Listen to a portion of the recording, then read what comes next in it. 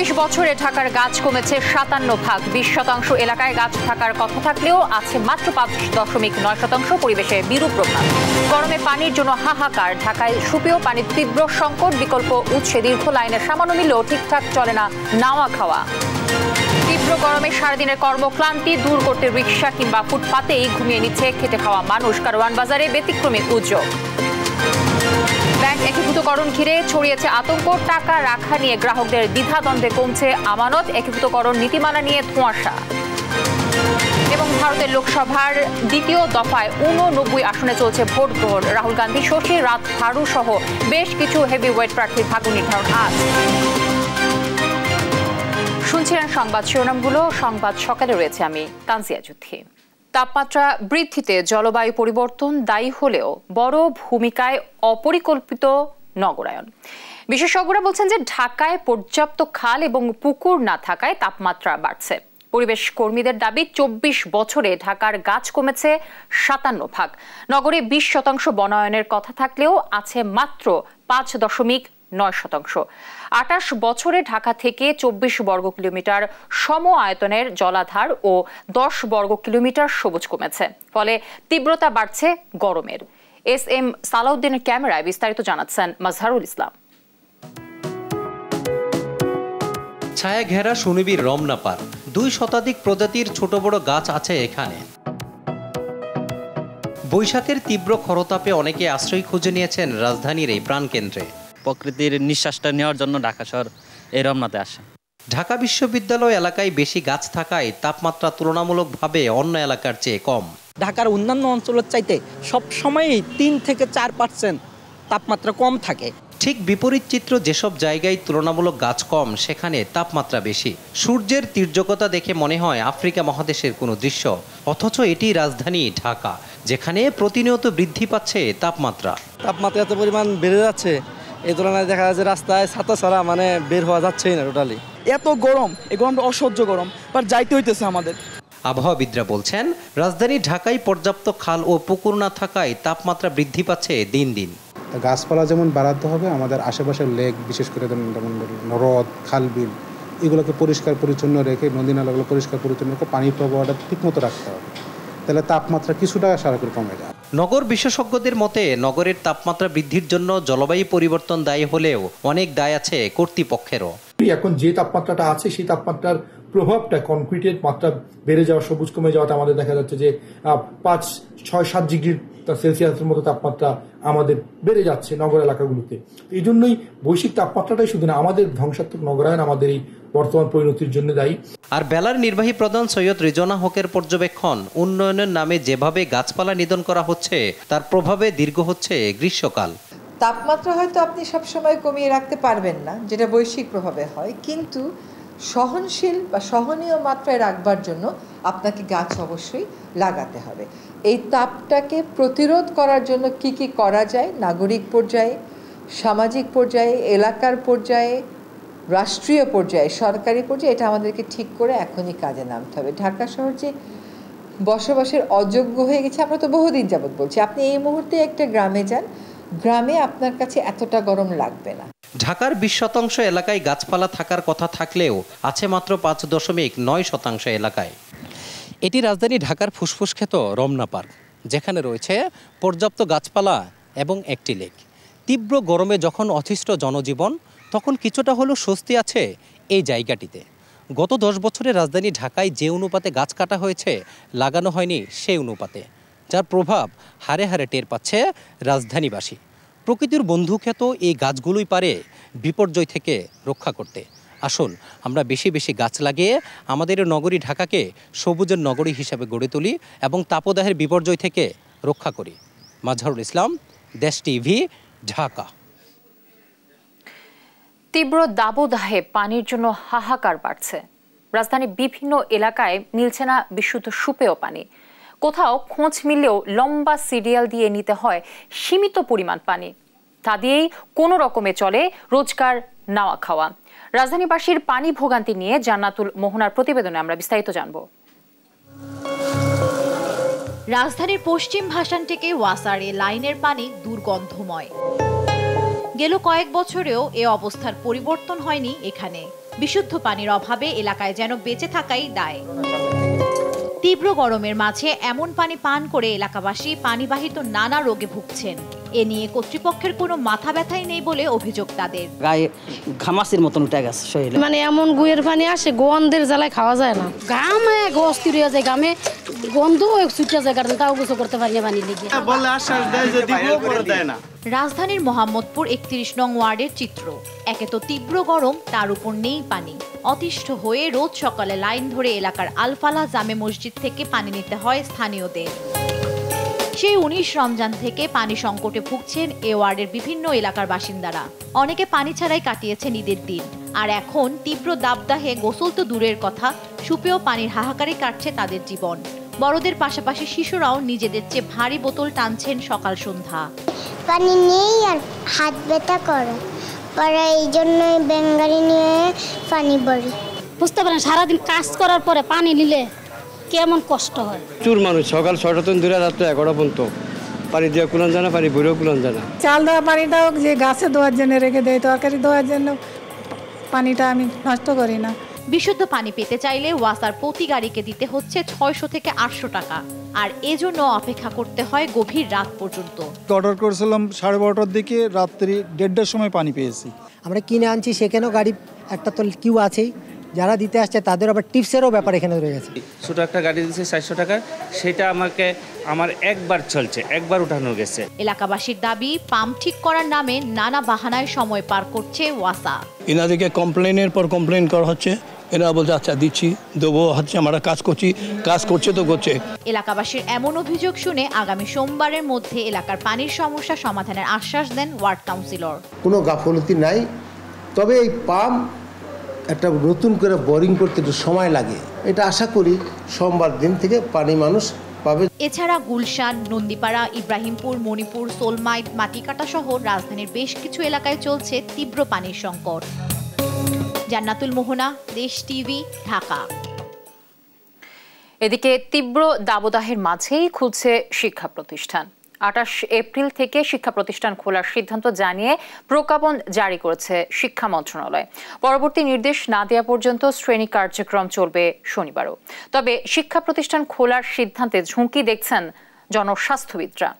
বিস্তারিত জানাচ্ছেন হাসান মাহমুদ। সপ্তাহের বেশি সময় ধরে সারা দেশে বয়ে চলা তীব্র তাপদাহে বিপর্যস্ত জনজীবন। এ অবস্থায় শিক্ষা প্রতিষ্ঠানের ছুটি এক সপ্তাহ বাড়িয়ে ২৭ এপ্রিল পর্যন্ত করে শিক্ষা মন্ত্রণালয়। বৃহস্পতিবার তৃতীয় দফায় ৭২ ঘন্টা হিট অ্যালার্ট জারি করে আবহাওয়া অধিদপ্তর। কাছাকাছি সময়ে বড় ধরনের বৃষ্টিপাতের সম্ভাবনা না থাকায় তাপপ্রবাহ কমছে না বলে সতর্ক করেন তারা। এ অবস্থার মধ্যেও শিক্ষা প্রতিষ্ঠানের ছুটি আর বাড়ছে না বলে জানিয়েছে শিক্ষা মন্ত্রণালয়। প্রজ্ঞাপনে বলা হয়, আগামী রোববার থেকে যথারীতি শিক্ষা প্রতিষ্ঠান খোলা থাকবে। তাপদাহ সহনীয় পর্যায়ে না আসা পর্যন্ত অ্যাসেম্বলি বন্ধ থাকবে। পরবর্তী নির্দেশ না দেওয়া পর্যন্ত শনিবারও শিক্ষা কার্যক্রম চলবে বলে প্রজ্ঞাপনে জানানো হয়। তবে তীব্র তাপদাহের মাঝে শিক্ষা প্রতিষ্ঠান খোলা রাখলে শিশুদের স্বাস্থ্য ঝুঁকি বাড়বে বলে আশঙ্কা করছেন বিশেষজ্ঞরা।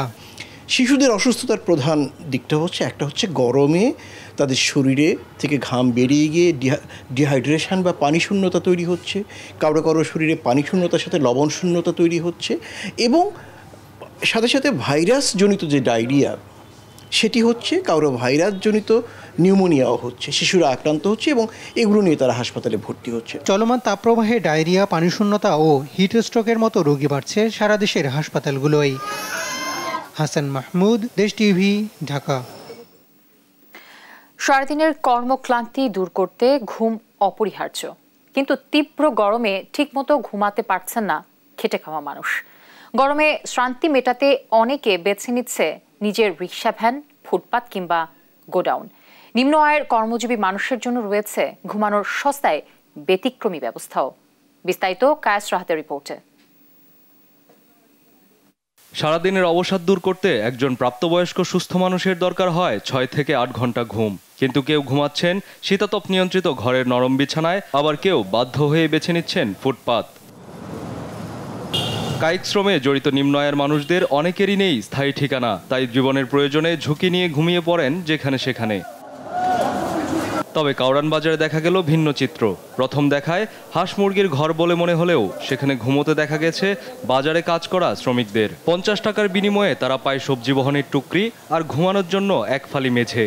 হ্যাঁ, মালিক যে ভাড়া লিছিটা তাকে আমরা ভাড়া দিই, তার সুবিধা দেয়। ওই পাতি ভাড়া দিয়ে আর শোয়া দিয়ে 50 টাকা ভাড়া নেয়। একদম থাকলে বাসা ভাড়া থাকলে মাসে 5-6 হাজার টাকা বাসা ভাড়া লাগতো, এই জায়গায় তারা 20 টাকা 30 টাকা থাকতে পারতেছে, তার মানে মাসে 600 টাকা। কিছুটা নিরাপত্তা আর গ্রামে থাকা আপনজনকে ভালো রাখার জন্যই অনেকে ত্যাগ করছেন স্বস্তির ঘুম। মানে গরিব মানুষ, পেটের খিদার তারও না, আর কষ্টও যদি হয় তবু এ জায়গা থাইকে 10-12 দিন কাম কাজ করে ওপর তোমার বউ বাচ্চা মাও বাপ সকাল চলতে পারতেছি। একলা কষ্ট করে যারা 5 জন সুখে থাকে, ওটাই আমার সুখ। সারাদিন পরিশ্রমের পর শান্তিতে না হলেও শ্রান্তিতে ঘুম নেমে আসে খেটে খাওয়া মানুষের চোখে। নিরাশ্রয় এই মানুষগুলোর ভরসা ফুটপাত কিংবা 50 টাকার ঘুমের আড়ত। কায়েস রাহাত, দেশ টিভি, ঢাকা। তাপদাহের উত্তাপে বাড়ছে নিত্য পণ্যের দাম। বাজারে শাকসবজি সহ সব ধরনের পণ্যের দামই বাড়তি। দর্শক, বিস্তারিত জানাতে আশুলিয়ার কবিরপুর বাজার থেকে যুক্ত হচ্ছেন সহকর্মী শাহিনুর রহমান। শাহিন যুক্ত হয়েছেন নিশ্চয়ই আমার সাথে। শাহিন, তাপদাহের জন্য বাজারে আসলে সব ধরনের পণ্যেরই দাম বেড়েছে। আমি দর্শককে যেমনটি বলছিলাম, এ নিয়ে আসলে আপনার কাছে বাকি কি তথ্য আছে জানাবেন আমাদের দর্শককে। জ্যোতি, আপনাকে ধন্যবাদ। আমি কিন্তু এই মুহূর্তে আছি আশুলিয়ার কবিরপুর বাজারে। আপনাকে যদি জানাই যে কবিরপুর বাজারটা একটি গ্রামীণ বাজার, এখানে কিন্তু গরমের যে একটি তাপদাহের একটি প্রভাব পড়েছে এমনটি কিন্তু আমরা দেখতে পাচ্ছি। প্রত্যেকটি জিনিসের দামই কিন্তু এই গরমের মধ্যে বেড়েই চলেছে এমনটি কিন্তু আমরা দেখতে পাচ্ছি। আপনাদের যদি বাজারের একটু পরিস্থিতিগুলো দেখাই আমরা, যে প্রত্যেকটি জিনিস আজকে কিন্তু বিশেষ করে যে আলুর দাম আছে, আজকে আলুর দাম 55 থেকে 65 টাকা কেজি দরে বিক্রি হচ্ছে এবং পেঁয়াজের দাম কিন্তু 60 টাকা কেজি দরে বিক্রি হচ্ছে এমনটি কিন্তু আমরা দেখতে পাচ্ছি। এবং সেই সাথে আমরা যদি কাঁচা মরিচের কথা বলি, সেটাও কিন্তু 80 টাকা কেজি দরে বিক্রি হচ্ছে এবং বেগুনের কথা যদি বলি 50 টাকা কেজি দরে বিক্রি হচ্ছে, পটল বিক্রি হচ্ছে 60 টাকা কেজি দরে, শসা হচ্ছে 35 থেকে 40 টাকা কেজি দরে বিক্রি হচ্ছে এমনটি কিন্তু আমরা দেখতে পাচ্ছি। এবং সেই সাথে আপনার টমেটোর কথা যদি বলি, টমেটো কিন্তু আজকে 30-35 টাকা কেজি দরে বিক্রি হচ্ছে এবং জালি, যে জালিগুলো কুমড়ার জালি, এটা কিন্তু 60 টাকা পিস দরে বিক্রি হচ্ছে এমনটি কিন্তু আমরা দেখছি। এবং ঢেঁড়স কিন্তু আজকে কিন্তু ঢেঁড়স আমরা দেখেছি যে 50 টাকা কেজি দরে বিক্রি হচ্ছে, বটবটি 50 টাকা কেজি দরে বিক্রি হচ্ছে। সেই সাথে যে আমিষের যে গরুর মাংস, এই গরুর মাংস কিন্তু আজকে দেখেছি গরুর মাংস ক্রেতা আজকে কিন্তু আমরা পাচ্ছি না অতটা, কিন্তু 750 টাকা দরে কিন্তু বিক্রি হচ্ছে। এবং ব্রয়লার মুরগির কথা যদি বলি, ব্রয়লার মুরগি কিন্তু 150 টাকা দরে কিন্তু বিক্রি হচ্ছে এমনটি কিন্তু আমরা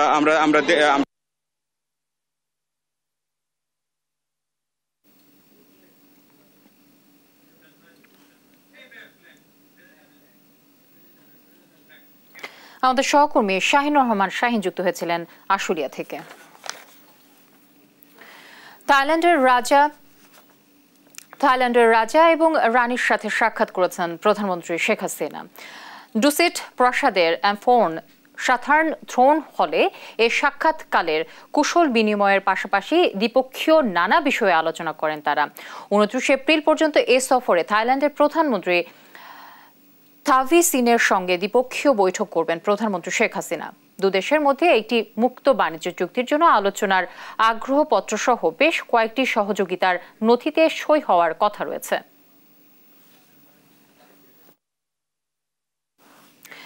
দুর্বলের সঙ্গে সবল ব্যাংকের একীভূতকরণ প্রক্রিয়াকে কেন্দ্র করে পুরো ব্যাংক খাতে এক ধরনের আতঙ্ক ছড়িয়ে পড়েছে। বিশেষ করে টাকা রাখা না রাখা নিয়ে দ্বিধাদ্বন্দ্বে ভুগছেন বেশিরভাগ আমানতকারী। এতে কমছে আমানতের পরিমাণ। এদিকে একীভূতকরণ নীতিমালা নিয়ে আশ্বস্ত হতে পারছেন না বিশ্লেষকরাও। বিস্তারিত আমেনা প্রণামীর প্রতিবেদনে। অনিয়ম, খেলাপি ঋণ, তারল্য সংকট, সুশাসনের অভাব সহ দীর্ঘদিন ধরে নানামুখী সংকটে দেশের ব্যাংক খাত। টান পড়ছে বৈদেশিক মুদ্রার রিজার্ভেও। এ অবস্থায় শৃঙ্খলা ফেরাতে সম্প্রতি দুর্বল ব্যাংকের সঙ্গে সবল ব্যাংকের একীভূতকরণ প্রক্রিয়া শুরু করেছে কেন্দ্রীয় ব্যাংক। কিন্তু এ প্রক্রিয়া শুরুর পর থেকেই বিশৃঙ্খল অবস্থা যেন আরো বাড়ছে। একীভূতকরণ প্রক্রিয়াকে কেন্দ্র করে পুরো ব্যাংক খাতে ছড়িয়ে পড়েছে এক ধরনের আতঙ্ক। এরই মধ্যে বেসিক ব্যাংক 2000 কোটি টাকার বেশি আমানত হারিয়েছে, আর বর্তমানে আমানত রয়েছে প্রায় 12,000 কোটি টাকা। এদিকে বিডিবিএল থেকে প্রায় 100 কোটি টাকা তুলে নিয়েছে আমানতকারীরা। আমানতকারীদের আতঙ্কিত হওয়ার কোনো কারণ নেই বলে মনে করেন সোনালী ব্যাংকের ব্যবস্থাপনা পরিচালক। যে গ্রাহক মনে করছেন যে তার ব্যাংক একত্রীকরণের ফলে আমানতটা ফেরত পাবেন কিনা, এই সন্দেহ থাকার কোনো অবকাশ নাই। বরং একটি শক্তিশালী ব্যাংকের সাথে মার্জার হচ্ছে, যে ব্যাংকটির আর্থিক ফাইন্যান্সিয়াল হেলথ অনেক ভালো আরেকটি ব্যাংকের তুলনায়। সেক্ষেত্রে তার কি বলবো, আতঙ্কিত হওয়ার কোনো কারণ নেই, বরং এটি তার জন্য একটি স্বস্তি। তবে একীভূতকরণের নীতিমালা নিয়ে আশ্বস্ত হতে পারছেন না এ অর্থনীতিবিদ। এদের স্টাফকে পালতে হবে, কতদিন পালতে হবে? 3 বছর। কেন পালবো 3 বছর? ম্যানেজিং ডিরেক্টর, মুক্ত ডিএফডি, এমডি, এরা কোথায় যাবে? তো এই ইস্যুগুলো জন্য তো একটু ক্ষতিপূরণের প্রয়োজন আছে, তাই না? নতুন যারা অ্যাকোয়ার করবে তাদেরকে তো একটা কম্পেনসেট করতে হবে কোনো না কোনোভাবে। সেই কম্পেনসেশন মেকানিজমটা খুব ট্রান্সপারেন্ট হওয়া দরকার, যাতে বেশিও দেব না, কমও দেব না, এবং এটা এটা এক ধরনের ইন্টারনাল অ্যাসেসমেন্ট অ্যান্ড কম্পিটিশনের মাধ্যমে করাটা ভালো। সেই জিনিসগুলো সেইভাবে হয়নি। আর একীভূতকরণের নীতিমালা আরও গঠনমূলক উপায়ে করা দরকার ছিল বলে মনে করেন সাবেক এই গভর্নর। যে ব্যাংকগুলোকে খারাপ ব্যাংক বলে একীভূত করা হচ্ছে, যেখানে গরিব মানুষের অনেক সঞ্চয় আমানত আছে, যেটা কিছু অনিশ্চয়তার মধ্যে পড়ে যাচ্ছে, তাকে আমি এইভাবে একীভূত না করে হয়তো বিকল্পভাবে ওই ব্যাংকগুলোকে ভালো করার যে সমস্ত গ্রামার আছে, যে সমস্ত নিয়ম আছে, সেটাও করতে পারি। তবে ঘনীভূত সমস্যা থেকে উত্তরণে ব্যাংক খাতের সুশাসনের নিশ্চিতের বিকল্প নেই বলে মনে করেন ডক্টর ফরাজ উদ্দিন। আমেনা প্রণামী, দেশ টিভি, ঢাকা। এ পর্যায়ে সংবাদ সকালে আরো যা থাকছে। বর্ষার আগেই মেঘনায় তীব্র ভাঙন, ধসে পড়েছে ভোলার ইলিশা ঘাট এলাকার তীররক্ষা বাঁধের সিসি ব্লক, ঝুঁকিতে 3টি লঞ্চ ও ফেরি ঘাট। এবার আন্তর্জাতিক প্রসঙ্গ। শুরু হলো ভারতে লোকসভা নির্বাচনের দ্বিতীয় দফার ভোট গ্রহণ। স্থানীয় সময় শুক্রবার সকাল 7টায় শুরু হওয়া এ ভোট চলবে সন্ধ্যা 6টা পর্যন্ত। দ্বিতীয় দফায় দেশটির 13 রাজ্যের 89টি লোকসভার আসনে একযোগে শুরু হয় ভোট গ্রহণ। দেশটির নির্বাচন কমিশনের তথ্য অনুসারে শুক্রবার দ্বিতীয় দফায় সবচেয়ে বেশি ভোট গ্রহণ হচ্ছে দক্ষিণের রাজ্য কেরালায়। এ রাজ্যের 20টি লোকসভা আসনের সবকটিতেই ভোট এদিন। এই দফায় কংগ্রেস নেতা রাহুল গান্ধী, শশী থারুর, বিজেপি নেত্রী হেমা মালিনী সহ ভোটের লড়াইয়ে রয়েছেন একাধিক হেভিওয়েট প্রার্থী। এর আগে গেল শুক্রবার 21টি রাজ্য ও কেন্দ্রশাসিত অঞ্চলের 102টি আসনে এই নির্বাচনের প্রথম ধাপে ভোট গ্রহণ সম্পন্ন হয়। 7 দফার এই নির্বাচন চলবে প্রায় 2 মাস ধরে। ভোট পর্ব শেষ হবে 1 জুন। 4 জুন হবে ভোটের ফল ঘোষণা। দেখছেন সংবাদ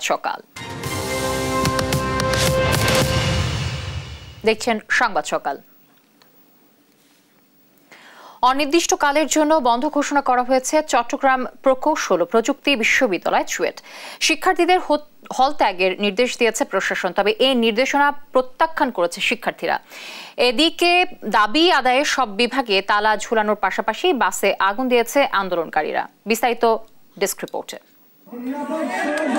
সড়ক দুর্ঘটনায় 2 সহপাঠী নিহতের ঘটনায় প্রতিবাদে উত্তাল চট্টগ্রাম প্রকৌশল ও প্রযুক্তি বিশ্ববিদ্যালয়। আন্দোলনের চতুর্থ দিন বৃহস্পতিবার বেলা 11টার দিকে শহীদ মিনার প্রাঙ্গণে জড়ো হন কয়েকশো শিক্ষার্থী। দুপুর 12টার দিকে প্রশাসনিক ভবন ঘেরাও করে চুয়েটের 12 বিভাগের সব ফটকে তালাও ঝুলিয়ে দেয় তারা। শিক্ষার্থীদের এমন আন্দোলনের মধ্যে বিকালে অনির্দিষ্টকালের জন্য ক্যাম্পাস বন্ধ ঘোষণা করেন চুয়েট কর্তৃপক্ষ। তবে সিদ্ধান্তে ক্ষুব্ধ হয়ে বিশ্ববিদ্যালয় উপাচার্যের কার্যালয়ে তালা এবং তাদের কাছে জব্দ থাকা 2টি বাসের একটিতে আগুন ধরিয়ে দেন আন্দোলনরত শিক্ষার্থীরা।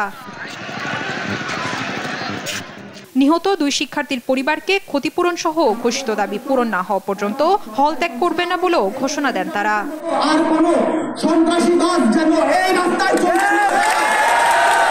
গেল সোমবার বিকালে মোটরসাইকেল নিয়ে ঘুরতে বের হয়ে বেপরোয়া বাসের চাপায় নিহত হন বিশ্ববিদ্যালয়ে 2 শিক্ষার্থী। এরপর থেকে নানা দাবিতে আন্দোলন করছেন শিক্ষার্থীরা। নিউজ ডেস্ক, দেশ টিভি। হাইকমান্ডের নির্দেশ অমান্য করে নির্বাচনে থাকা মন্ত্রী এমপির স্বজনদের নিয়ে তৃণমূলে ক্ষোভ বাড়ছে। তবে কেন্দ্রীয় নেতাদের আশা নির্বাচন কমিশনের দেওয়ার সময় শেষ হলেও ভোটের আগেই তারা সরে দাঁড়াবেন। আর এই পরিস্থিতি তৃণমূল আওয়ামী লীগে কোনো প্রভাব ফেলবে না বলেও মত দিয়েছেন নেতারা। তৌফিক মাহমুদ মুন্নার রিপোর্টে বিস্তারিত। ষষ্ঠ উপজেলা নির্বাচনের প্রথম ধাপের ভোট 8ই মে। চলছে প্রচারণা। দলীয় প্রতীকবিহীন এই নির্বাচনে মাঠ দাপাচ্ছে স্থানীয় এমপি মন্ত্রীর স্বজনেরা। দলীয় প্রধানের নির্দেশ অমান্য করেই ভোটের মাঠে এখনো সরব এসব প্রার্থীরা। দায়িত্বপ্রাপ্ত সাংগঠনিক সম্পাদকরা বলছেন, দলের শৃঙ্খলা ফেরাতে নির্দেশ অমান্য করা এমপি মন্ত্রীদের অবশ্যই সাংগঠনিক শাস্তির মুখোমুখি হতে হবে। কি ধরনের শাস্তি হতে পারে নির্ধারণ হবে 30 এপ্রিল ওয়ার্কিং কমিটির বৈঠকে। যদিও নেতারা বলছেন ইসির সময় শেষ হলেও নির্বাচন থেকে সরে দাঁড়ানোর এখনো সময় আছে। প্রেসিডেন্ট আমার দলের এবং তার নির্দেশনাটা হলো মানে এটা আল্লাহ রহির নাজিল হলে যে মনে হয় আমরা যারা আওয়ামী লীগ করি, আমার হাইকমান্ডের কোনো নির্দেশ আমার উপরে যখন আসে তখন এটা আল্লাহ রহি বান্দার উপরে যখন নাজিল হয়, আমার উপর পার্টির প্রেসিডেন্টের নির্দেশটা ওহি মতো নাজিল হয়। তো সেটা 100% আমি মেনে চলবো, এটি আমার স্বাভাবিক। সেই জায়গায় যদি আমি অমান্য করি তাহলে যে আমি যে দলটা করতেছি, যে দলের যে আমার বিশ্বাস, দলের প্রতি যে শ্রদ্ধাবোধ, সেটি তো আমার নাই। নিজ নিজ এলাকার গণতান্ত্রিক পরিবেশ নিশ্চিত করবার জন্য তারা এই আওয়ামী লীগের নির্দেশটি তারা প্রতিপালন করবেন। এখনও সময় আছে, সাংবাদিক সম্মেলন করে, সমাবেশ করে প্রার্থিতা থেকে সরে আসার সুযোগ আছে। আমি আশা করি তারা এই সুযোগটি গ্রহণ করবেন। মন্ত্রী এমপিদের স্বজনদের এসব কর্মকাণ্ড বিভেদ সৃষ্টি করছে তৃণমূলে। দীর্ঘ মেয়াদে যার বড় মাসুল দিতে হবে আওয়ামী লীগকে, এমনও মত দিয়েছেন অনেকে। তবে কেন্দ্র নেতাদের দাবি, উপজেলা নির্বাচনে মন্ত্রী এমপি স্বজনদের এসব কর্মকাণ্ড তৃণমূলে কোনো প্রভাব ফেলবে না। আওয়ামী লীগের সভাপতি মণ্ডলীর সদস্য বা আওয়ামী লীগের বড় নেতা, তার সন্তান বা তার শ্যালক বা তার ভাই তার বিদ্রোহী প্রার্থী হয়েছে, বাই নেম পত্রিকাগুলোতে নিউজ হচ্ছে, মিডিয়ায় নিউজ হচ্ছে। এতে করে ওই মানুষটি সমাজের কাছে কিন্তু হেয় প্রতিপন্ন হচ্ছে। নিজের সন্তান তার পিতাকে সমাজের কাছে হেয় প্রতিপন্ন করছে। তো পিতা তো এখানে দোষ করেনি, সন্তানদের এই অনুভূতিটা থাকা উচিত। এই বড় বড় নেতাদের উপর যে বিষয়টা নিয়ে প্রতিদিন মিডিয়াতে আলোচনা হচ্ছে, এটাই তো কর্মীরা খুশি হইতেছে যে এই বড় বড় নেতারা অকাম করতেছে, এর বিরুদ্ধে পানিশমেন্ট হইতেছে, প্রতিদিন নিউজ আসতেছে, তাতেই তারা হ্যাপি। তো তারা তো এই যে মানলো না, এর জন্য যে সব মানে হতাশ হয়ে গেল তা কিন্তু না। কেউ অমান্য করতেছে, এটা নিয়ে প্রশ্ন উঠতেছে, এই জন্য সে তিরস্কৃত হচ্ছে, এই জন্য সমালোচিত হচ্ছে, এটাই তো একটা পানিশমেন্ট। এরই মধ্যে উপজেলা নির্বাচনে প্রার্থী হওয়া মন্ত্রী এমপি স্বজনদের তালিকা জমা দিয়েছেন দায়িত্বপ্রাপ্তরা। তৌফিক মাহমুদ মুন্না, দেশ টিভি, ঢাকা। সংবাদ সকালে আরো থাকছে। বয়সভিত্তিক ক্রিকেটে যথাযথ পরিচর্যার অভাবে উঠে আসছে না জাতীয় দলের উপযোগী ক্রিকেটার, বললেন সানোয়ার। কোচিংয়ের মান আরও উন্নয়নের তাগিদ। বর্ষার আগেই ভাঙন দেখা দিয়েছে মেঘনার। তীব্র স্রোতে ধসে পড়েছে ভোলার ইলিশা লঞ্চঘাট এলাকার নদীর তীর রক্ষা বাঁধের সিসি ব্লক। এরই মাঝে নদী গর্ভে বিলীন হয়েছে বেশ কিছু দোকান ও ব্যবসা প্রতিষ্ঠান। ঝুঁকির মুখে রয়েছে শহর রক্ষা বাঁধ ও 3টি লঞ্চঘাট সহ একটি ফেরিঘাটও। ভোলা থেকে সহকর্মী ছোটন শাহর তথ্য, ছবিতে ডেস্ক রিপোর্ট।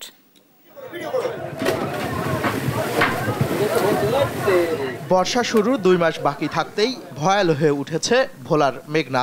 উজান থেকে নেমে আসা পানির তীব্র স্রোতে ভাঙন দেখা দিয়েছে ইলশার তালতলি লঞ্চঘাট পয়েন্টে। 3 দিন ধরে চলা এ ভাঙনে ধসে পড়েছে নদী তীর রক্ষা বাঁধের সিসি ব্লক। এতে হুমকির মুখে পড়েছে মাছঘাট, লঞ্চঘাট ও কয়েকশো ব্যবসা প্রতিষ্ঠান সহ ঘরবাড়ি।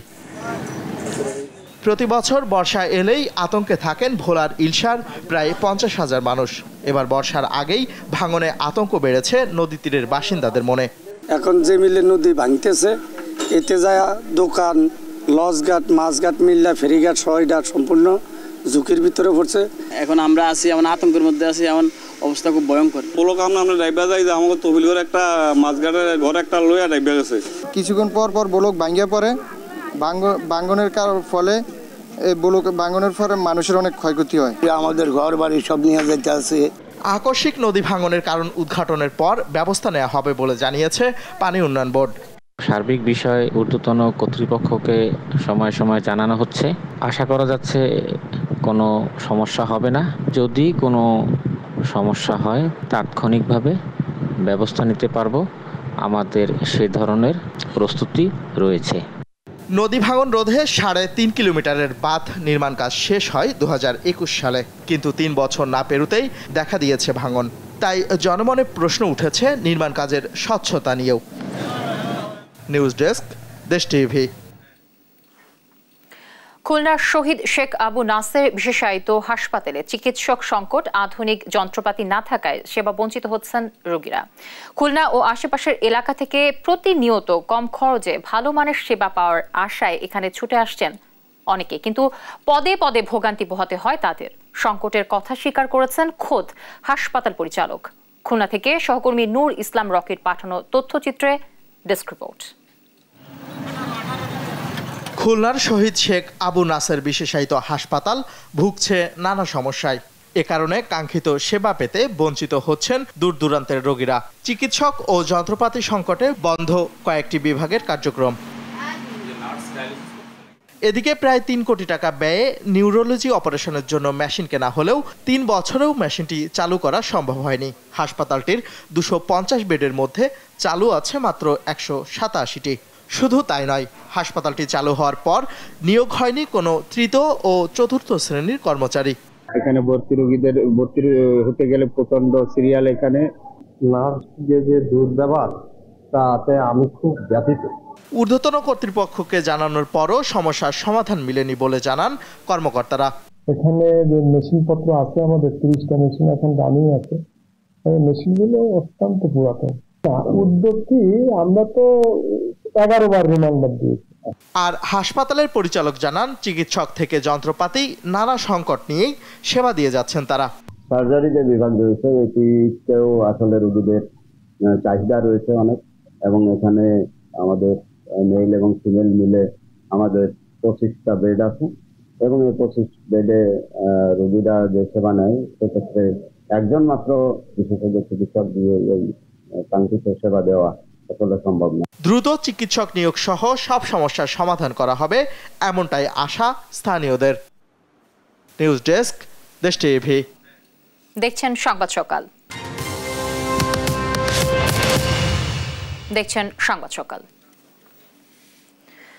দর্শক, সংবাদে প্রথমে আপনাদের যেমনটি জানাবার চেষ্টা করছিলাম যে তাপদাহের উত্তাপ ছড়িয়ে পড়েছে নিত্যপণ্যের বাজারে। শাকসবজি সহ সব ধরনের পণ্যের দাম বাড়তির দিকে।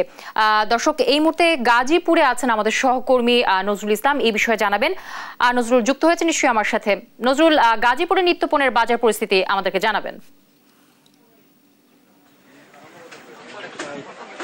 জ্যোতি, আপনি যেমনটা বলছিলেন, আপনি জানেন যে বাজার পরিস্থিতি কিন্তু এখন মোটামুটি স্বাভাবিক রয়েছে এবং মানুষের কিন্তু ক্রয় ক্ষমতার মধ্যে রয়েছে। অর্থাৎ শাক সবজি থেকে শুরু করে নিত্য প্রয়োজনীয় যে পণ্যগুলো রয়েছে তা কিন্তু গত সপ্তাহের মতন এই সপ্তাহে কিন্তু একই অবস্থানে বিরাজ করছে। এবং আমি যেখানটায় দাঁড়িয়ে রয়েছি, চান্দনা চৌরাস্তার সবচেয়ে বড় বাজার, এখানে কাঁচা বাজার। আপনি জানেন যে আজকে শুক্রবার, এখানে কিন্তু শত শত মানুষের কেনাকাটা করে এই বাজার থেকেই। তো এই বাজারে আমরা দেখেছি যে আমরা আড়ত থেকে খবর নিয়েছি এবং বাজারও যেটা দেখতে পেয়েছি কোনো ডিফারেন্স নেই। এখানে কিন্তু পেঁয়াজে আপনার বিক্রি হচ্ছে 45 টাকা, 40 টাকা, 50 টাকায়, এবং আলু বিক্রি হচ্ছে 45 থেকে 40 টাকার মধ্যে এভাবে। এবং কিন্তু ব্রয়লার মুরগির দাম কিন্তু কিছুটা কমেছে এবং 290 টাকা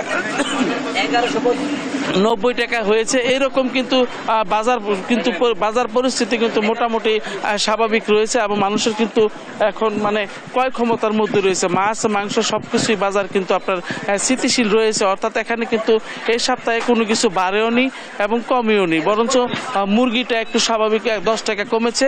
তো আমরা গরুর মাংস খবর নিয়েছি, সেখানেও কিন্তু একই পরিস্থিতি বিরাজ করছে। তো গাজীপুরের যে চৌরাস্তা বাজার রয়েছে সেই বাজারে কিন্তু আমরা ঘুরে দেখেছি যে এখানে কিন্তু একটি জিনিস আমরা দেখতে পাইনি, সেটি হলো মূল্য তালিকাটা নিয়ে কিন্তু এখানে প্রশ্ন রয়েছে। এখানে কিন্তু মূল্য তালিকা যেটা রয়েছে সেটা কিন্তু আমরা দেখতে পাইনি দোকানে। তো এই ব্যাপারে কিন্তু আমরা যদি একটু কথা বলতে চাই যে বাজার সমিতির যে সাধারণ সম্পাদক রয়েছেন আব্দুল সুবহান, সভাপতি রয়েছেন, গাজীপুর বাজার সমিতির সাধারণ সভাপতি রয়েছেন, তার কাছে আমরা জানতে চাইবো যে বাজার পরিস্থিতি ওঠানামার কারণটা কি।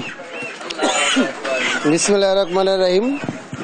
আমরা এই বাজারটি নিয়ন্ত্রণ করছি। আমরা একটি মনিটরিং কমিটি করে দিয়েছি। আমরা শক্তভাবে পদক্ষেপ নিয়েছি যাতে মানুষের দ্রব্যমূল্য ক্রয় ক্ষমতার বাইরে না যায়। এখন বর্তমান যে বাজারের অবস্থান রয়েছে স্থিতিশীল অবস্থায় আছে, সব কিছুর দামই কমতে শুরু করেছে। যে রৌদ্র তাপ, মানুষ যে কৃষি যে তরু তরকারি সেগুলো গাছগুলো ঠিকমতো হচ্ছে না, তারপরও আমাদের এই চৌরাস্তায় এই বাজারটি সবসময় আমরা চেষ্টা করি যাতে মানুষের ক্রয় ক্ষমতার মধ্যেই থাকে। ইনশাল্লাহ ক্রয় ক্ষমতার মধ্যেই নেমে আসতে আস্তে আস্তে আরো নেমে আসবে, আমরা আশাবাদী। এই যে মূল্য তালিকা আমরা দেখছি না কোনো দোকানে, অনেক দোকানে মূল্য তালিকা রয়েছে, সেটা আপনারা দোকানে যদি একটু ভালো করে খোঁজ নিয়ে দেখেন যে সেগুলো ঝুলানো রয়েছে। আর যদি কোনো অনেক দোকানে হয়তো দেখা যায় না, মালের কারণে মালের পিছিয়ে পড়ে গেছে, আমরা তাদেরকে তাগিদ দিয়েছি যে তারা যেন অবশ্যই ক্রেতাদের সামনে মূল্য তালিকাটি ঝুলিয়ে রাখে। যদি আপনি শুনলেন যে আগামী সপ্তাহের মধ্যে হয়তো বা বাজার পরিস্থিতি আরো কমবে, এমনটাই কিন্তু জানিয়েছেন বাজার কমিটির যে সভাপতি রয়েছেন উনি সুবান সাহেব। এই পাশাপাশি আমরা যেটা জানতে পেরেছি, তো প্রচন্ড গরমে কিন্তু আপনার যে এই ফসলগুলো সেগুলো কিন্তু সরবরাহ কমে গেছে এবং বাজারগুলোতে কিন্তু শাকসবজির চাহিদা যে অনুযায়ী সেই অনুযায়ী কিন্তু আসতেছে না গরমের কারণে। তো যাই হোক, সবকিছু মিলে কিন্তু আপনার বাজার পরিস্থিতি সব স্বাভাবিক রয়েছে। এই ছিল আমার গাজীপুর চৌরাস্তা বাজার থেকে সর্বশেষ। জ্যোতি, সহকর্মী কাজী নজরুল ইসলাম জানাচ্ছিলেন গাজীপুর থেকে।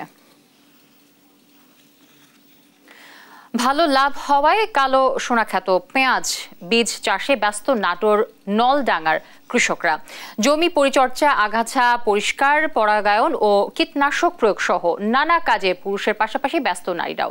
বীজের বড় কদম চাষিদের মুখে হাসি ফোটালেও উপকরণের উচ্চ মূল্যের কারণে আগের মতো লাভ হয় না বলে জানান তারা। যদিও কৃষকরা আগের চেয়ে বেশি লাভবান হচ্ছেন বলে জানান সংশ্লিষ্টরা। নাটোর থেকে তারিকুল ইসলামের তথ্যছবিতে ডেস্ক রিপোর্ট। নাটোরের মিনি কক্সবাজার খ্যাত পাটুলে 2 বিঘা জমিতে পেঁয়াজ বীজ চাষ করেছেন কৃষক শুকুর আলী। জমি তৈরি, পরিচর্যা, আগাছা পরিষ্কার, পরাগায়ন, কীটনাশক প্রয়োগ সহ আনুষাঙ্গিক কাজে প্রতি বিঘায় তার খরচ 70 থেকে 80 হাজার টাকা। আবহাওয়া অনুকূলে থাকলে 4 লাখ টাকার বীজ বিক্রির স্বপ্ন দেখছেন তিনি। 1 বিঘা জমিতে মোটামুটি পেঁয়াজ যদি নিজস্ব থাকে তাহলে হয়তো বা 70-80 হাজার টাকা খরচ হবে। এবার আমি 2 বিঘা মাটি এই কদমের চাষ করেছি। আশা করি যদি আল্লাহর কোনো মুসিবত না আসে, ভালোভাবে ওয়েদার ভালো থাকে, তাহলে আমি লাখ 4 টাকা বেশি বিক্রি করতে পারবো। শুকুরের স্বপ্নের সহযোগী হয়ে কাজ করার সুযোগ পাচ্ছেন নারীরাও, আয়ও করছেন বেশ। সকালবেলা আসি জমিতে এসে জমির ঘাস টাস তুলি, পরিষ্কার করি, সারাদিন কাজ করি, ওষুধ পানি দেয়, আর আমরা দিন হাজিরে 350 টাকা পাই। কৃষি অফিসের তথ্য বলছে নলডাঙ্গায় এবার 2600 হেক্টর জমিতে পেঁয়াজ আবাদ হয়েছে, যেখানে বীজ চাষ হয়েছে 65 হেক্টরে। ভালো দাম ও আবহাওয়া অনুকূলে থাকায় এবার উৎপাদন লক্ষ্যমাত্রা ছাড়াবে। পেঁয়াজের ফুল দেখতে সাদা কদমের মতো হলেও এর বীজ হয় কালো। এবার ফলন ভালো হয় চাষিদের মুখে হাসি ফোটালেও উপকরণের উচ্চ মূল্যে আগের মতো লাভ হয় না বলে জানান অনেকে। আগে লাভ হইতো, কামলার দাম বেশি, সারের দাম বেশি, ওষুধের দাম বেশি, এই জন্য আমার লাভ হচ্ছে না। বীজের দাম বেশি, এখন লাভ হচ্ছে না। কৃষি বিভাগ বলছে উৎপাদন ব্যয় বাড়লেও ভালো ফলন ও ভালো বাজার থাকায় আরও বেশি লাভবান হচ্ছেন কৃষকেরা। বীজের মান উন্নয়নে সার্বক্ষণিক পরামর্শ দেওয়ার কথাও জানান এই কর্মকর্তা। আবহাওয়া অনুকূলে আছে, আমরা দেখছি যে মাঠে খুবই ভালো অবস্থায় আছে পেঁয়াজের বীজ উৎপাদন। আশা করছি যে খুব ভালো হবে। নাটোরে মোট 88 হেক্টর জমিতে পেঁয়াজ বীজ চাষ হয়েছে, যার সিংহভাগই নলডাঙ্গায়। নিউজ ডেস্ক, দেশ টিভি। পটুয়াখালী জেলায় মাঠ জুড়ে হলুদের সমারোহ। যেদিকে চোখ যায় সেদিকেই দেখা যায় সূর্যমুখী ফুল। ফলন ভালো হওয়ায় হাসি ফুটেছে কৃষকের মুখে। নিরাপদ ভোজ্য তেল উৎপাদনের মাধ্যমে অধিক লাভের আশায় দিন দিন বাড়ছে সূর্যমুখীর আবাদ। পটুয়াখালী প্রতিনিধি সাইদ ইব্রাহিমের তথ্য ও চিত্রে ডেস্ক রিপোর্ট। দূর থেকে দেখতে মনে হয় সুবিশাল হলুদ গালিচা, কাছে গেলেই চোখে পড়ে বাতাসে দোল খাচ্ছে হাজারো সূর্যমুখী ফুল। পটুয়াখালীর মাঠ জুড়ে এখন কেবল হলুদের সমারোহ। এই সূর্যমুখী ফুল থেকে উৎপাদন হবে উন্নত মানের ভোজ্য তেল। বাণিজ্যের অপার সম্ভাবনা থাকায় সূর্যমুখী চাষে আগ্রহী হয়ে উঠেছেন কৃষকরা। সেচে স্বাদু পানি নিশ্চিত করা গেলে আরও বেশি জমি চাষের আওতায় আসবে এমন দাবি কৃষকদের। এই বছর আমরা সূর্যমুখী দিছি, আর এর আগে দিয়েছিলাম মনসুরি ডাইল। ডাইলের চাইতে কিন্তু আমরা সূর্যমুখীতে ভালো লাভবান খুরমার লাভ আছে। অল্প খরচে আমরা যে লাভবান হয়েছি, যদি বৃষ্টি বদল না হয় তা আমরা খুব একটা লাভবান হব। সূর্যমুখীর সৌন্দর্য উপভোগে দূর দূরান্ত থেকে আসছে নানা বয়সী মানুষ। অপার সৌন্দর্য এই বাগানে না দাঁড়াইলেই মানুষ উপভোগ করতে পারবে না, অসাধারণ দৃশ্য। সূর্যমুখী বাগান অনেক দেখছি, কিন্তু এত বড় বাগান আর দেখিনি। দেখতে খুব ভালো লাগতেছে, খুবই এনজয় করতেছি। বিকাল হলে আরো সুন্দর দেখায়, এটা আরো অনেক জন আসে ছবি তোলে। এবছর হাইসান 30-36 বারে সূর্যমুখী 2-3 জাতের সূর্যমুখী আবাদ করেছেন চাষিরা।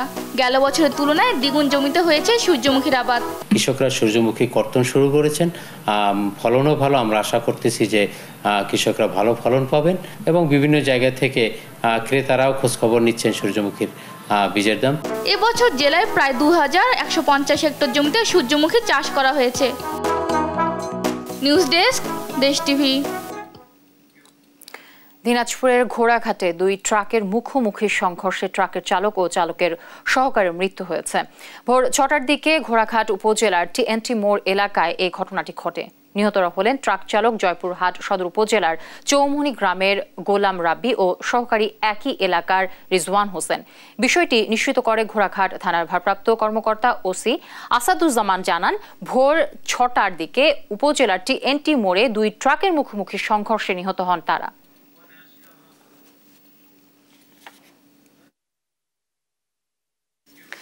আবারও আন্তর্জাতিক প্রসঙ্গ। যুক্তরাষ্ট্রের প্রভাব বজায় থাকলে যে কোনো সময় ইউরোপের মৃত্যু হতে পারে বলে মন্তব্য করেছেন ফ্রান্সের প্রেসিডেন্ট ইমানুয়েল ম্যাক্রো। এজন্য ইউরোপকে শক্তিশালী করতে প্রভাবমুক্ত হওয়ার পাশাপাশি অর্থনৈতিক সংস্কারে ইউরোপীয় ইউনিয়নের প্রতি আহ্বান জানিয়েছেন তিনি। বৃহস্পতিবার ফ্রান্সের একটি বিশ্ববিদ্যালয়ে যুক্তরাষ্ট্র সম্পর্কে এমন সতর্কবার্তা দেন দেশটির প্রেসিডেন্ট। সামরিক খাতে যুক্তরাষ্ট্রের ওপর নির্ভরশীল হওয়ার ভয়ঙ্কর পরিণতির কথা উল্লেখ করে ম্যাক্রো বলেন, ইউরোপের মৃত্যু হওয়ার ঝুঁকি রয়েছে। ফরাসি প্রেসিডেন্ট অবশ্য গত কয়েক বছর ধরে যুক্তরাষ্ট্রের প্রভাবমুক্ত হওয়ার জন্য বারবার তাগিদ দিয়ে আসছেন ইউরোপীয় ইউনিয়নকে। সবশেষ বৃহস্পতিবারে তিনি বললেন, সবাইকে দেখাতে হবে ইউরোপ যুক্তরাষ্ট্রের আজ্ঞাবহ নয় এবং অন্যান্য অঞ্চলের সঙ্গে কিভাবে কথা বলতে হয় সেটিও তারা জানে। তবে ইউরোপের অনেক নেতাই একমত নন ম্যাক্রোর সঙ্গে। চীনের মহাকাশ স্টেশনে প্রবেশ করলেন সেনঝু 18 এর নভোচারীরা। স্পেস স্টেশনে থাকা সেনঝু 17 এর ক্রুরা তাদের স্বাগত জানায়। শুক্রবার স্থানীয় সময় 5:04 কমান্ডার ইয়ে গুয়াংফু, ক্রু সদস্য লি কং এবং লি গুয়াংসু সফলভাবে তাদের গন্তব্যে পৌঁছেছেন বলে জানিয়েছেন চীনের রাষ্ট্রীয় গণমাধ্যম সংস্থা। চায়না ম্যানস স্পেস এজেন্সি জানিয়েছে, এই 6 নভোচারী প্রায় 5 দিন একসঙ্গে থেকে তাদের পরিকল্পিত কাজ শেষ করবেন।